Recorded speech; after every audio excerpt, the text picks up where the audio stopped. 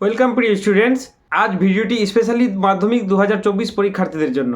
তুমি যদি ভূগোলের 5 মার্কের একটি নির্ভরযোগ্য লাস্ট মিনিট সাজেশনের খোঁজ করছো, তাহলে তুমি সঠিক ভিডিওতে ক্লিক করেছো। তোমাদের মাধ্যমিক পরীক্ষার আর একটি মাসও বাকি নেই। এই অবস্থায় ছাত্রদের ডিমান্ড থাকে নির্ভরযোগ্য লাস্ট মিনিট সাজেশনের। তাই তোমাদের সামনে আমি উপস্থাপন করেছি একটি সায়েন্টিফিক লাস্ট মিনিট সাজেশন। এর আগে আমি ভূগোলের একটি ফুল সাজেশন ইউটিউবে লোড করেছি, তোমরা চাইলে দেখে নিতে পারো, ডিসক্রিপশন লিঙ্কে ভিডিওটি আছে।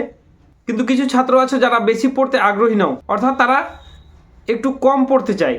তার জন্য আমি একটি লাস্ট মিনিট সাজেশন তৈরি করেছি, যেখানে তোমাদের 5 মার্কের বড় কোশ্চেন মাত্র 8টি কোশ্চেন পড়তে হবে। অর্থাৎ মাধ্যমিক পরীক্ষার জন্য যে তোমাদের 4টে কোশ্চেন করতে হয়, লিখতে হয় পরীক্ষায়, সেখানে তোমাদের 8টি কোশ্চেন পরীক্ষার জন্য করে যেতে হবে।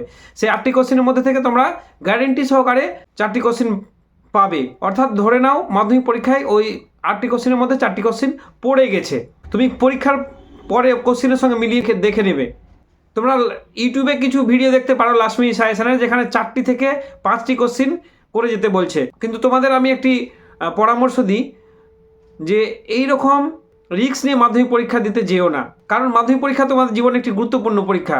সেখানে তুমি 4টে কোশ্চেন যেখানে তোমাকে পড়তে হবে আর 4টি কোশ্চেনই তুমি করে যাবে, এরকম করো না। আবার কিছু ছাত্র আছে যারা বেশি পড়তে আগ্রহী নয়, তাই তোমাদের মাঝে আমি একটা ব্যালেন্স করে ভিডিও উপস্থাপন করছি, যেখানে 8টি কোশ্চেন পড়ে যেতে হবে এবং পরীক্ষাতে কমন পাবে। তাহলে আমার সাজেশনটা লাস্ট অবধি দেখে নাও। আর ভিডিওটি ভালো লাগলে অবশ্যই লাইক, শেয়ার এবং সাবস্ক্রাইব করো এবং বন্ধুদের মধ্যে আলোচনা করো, যাতে তাদেরও কাজে লাগে ভিডিওটি। প্রথমে আমরা প্রাকৃতিক ভূগোল নিয়ে আলোচনা করব। প্রাকৃতিক ভূগোলে প্রথমে আলোচনা করব বাড়িমণ্ডল চ্যাপ্টার নিয়ে। বাড়িমণ্ডল চ্যাপ্টার থেকে তোমাদের সাজেশনে আমি 2টি কোশ্চেন দিয়েছি। 2টি কোশ্চেনের মধ্যে একটি অবশ্যই আসবে। মনে রাখো, তোমাদের যে প্রাকৃতিক ভূগোলে 2টি কোশ্চেন করতে হয়, 2টি কোশ্চেনের মধ্যে একটি বাড়িমণ্ডল থেকে আসবেই। বাড়িমণ্ডল থেকে আমি 2টি কোশ্চেন দিচ্ছি, 2টির মধ্যে একটি বাড়িমণ্ডল থেকে পেয়ে যাচ্ছ, আর বাকি অংশ থেকে একটি পাবে।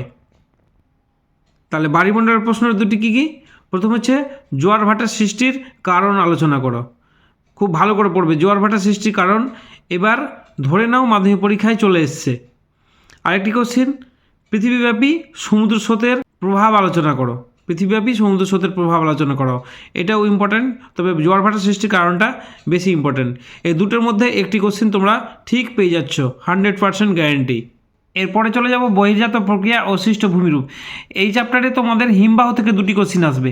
একটি হিমবাহর ক্ষয়কার্যের ফলে গঠিত ভূমিরূপ, এটা ভেরি ইম্পর্টেন্ট। হিমবাহের ক্ষয়কার্যের ফলে গঠিত ভূমিরূপের চিত্রসহ বিবরণ দাও। আরেকটি কোশ্চেন, বায়ুর ক্ষয়কার্যের ফলে গঠিত ভূমিরূপের চিত্রসহ বিবরণ দাও। এই 4টি কোশ্চেন করবে। এই 4টি কোশ্চেনের মধ্যেই তোমরা প্রাকৃতিক ভূগোল থেকে 2টি কোশ্চেন পেয়ে যাবে। এবার চলে যাব আমরা আঞ্চলিক ভূগোলে। আঞ্চলিক ভূগোলে যাব প্রথমে শিল্প চ্যাপ্টারে, ভারতের শিল্প চ্যাপ্টারে। ভারতের শিল্প থেকে প্রথম কোশ্চেন হচ্ছে পশ্চিম ভারতে কার্পাস বয়ন শিল্পের উন্নতির কারণ। Very important. পশ্চিম ভারতে কার্পাস বয়ন শিল্পের উন্নতির কারণ। এবং সেকেন্ড কোশ্চেন হচ্ছে পূর্ব মধ্য ভারতে বা মধ্য পূর্ব ভারতে লৌহ ইস্পাত শিল্পের উন্নতির কারণ আলোচনা করো। এই 2টো কোশ্চেনের মধ্যে একটি পাবে। তাহলে শিল্প চ্যাপ্টারের কোশ্চেন হলো। এবার যাব আমরা কৃষিতে। ভারতের কৃষি চ্যাপ্টার থেকে প্রতিবার একটি করে অনুকূল পরিবেশ পরীক্ষায় আসে। একটা অনুকূল পরিবেশ থাকবেই। প্রতি বছরের মতো এবছরও তোমাদের একটি অনুকূল পরিবেশ থেকে কোশ্চেন আসবে। সব থেকে বেশি ইম্পর্ট্যান্ট আছে কফি। কফি উৎপাদনের অনুকূল প্রাকৃতিক পরিবেশের বর্ণনা দাও। তার সঙ্গে বলবো আমি ইক্ষু ও গমটা দেখে নিও। কফিটা সব থেকে বেশি ইম্পর্ট্যান্ট, কিন্তু তারপরে বলবো যে ইক্ষু ও গমটা একটু দেখে নিও। এরপরে চলে যাব আমরা ভারতের জনসংখ্যা চ্যাপ্টারে। ভারতের জনসংখ্যা অধ্যায়ে ভারতের নগর বা শহর গড়ে ওঠার কারণ আলোচনা করো, বা নগর বা শহর কোন কোন কারণের উপর নির্ভর করে গড়ে ওঠে। এই প্রশ্নটা তোমাদের খুব ইম্পর্টেন্ট। তাহলে এখান থেকেও 4টা প্রশ্ন দিলাম। এই 4টা প্রশ্ন তাহলে তোমরা করে নিও। প্রিয় ছাত্রছাত্রীরা, তাহলে তোমাদের মাধ্যমিক 2024-এর জন্য টোটাল 8টি কোশ্চেন দিলাম।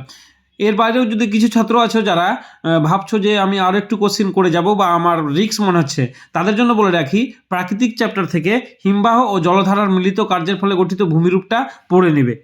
আর আঞ্চলিক পোর্শন থেকে ভারতে নগরায়নের সমস্যাগুলি আলোচনা করো, এই কোশ্চেনটা পড়বে। আরেকটি পড়বে ভারতের জলবায়ু নিয়ন্ত্রণের প্রধান কারণগুলি আলোচনা করো। এই কটা কোশ্চেন করে নিলেই তোমাদের আর কোনো রিস্ক থাকবে না। তাহলে তোমাদের প্রধান আমি 8টে কোশ্চেন দিলাম সাজেশনে এবং এক্সট্রা দিলাম 3টে কোশ্চেন।